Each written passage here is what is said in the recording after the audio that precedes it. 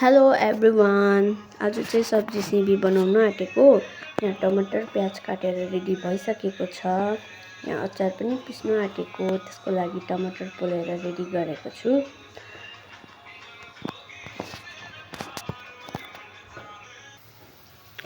यहाँ मैले कराईमा टमाटर प्याज हालिसकेको छु र अरूहरूले कसरी बनाउँछ म चाहिँ यसरी नै बनाउँछु।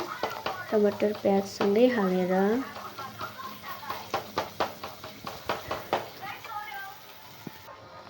मैले सिमी पनि हालिसकेको छु।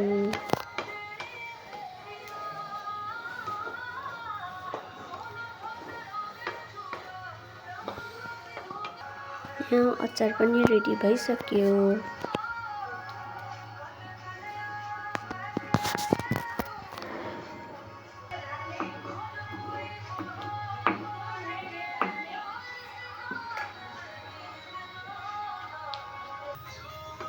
सब्जी पनि रेडी भइसक्नु आँटेको छ।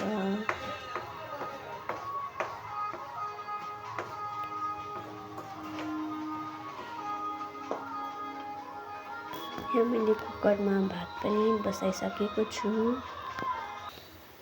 र फाइनली मेरो सब्जी चाहिँ रेडी भइसक्यो।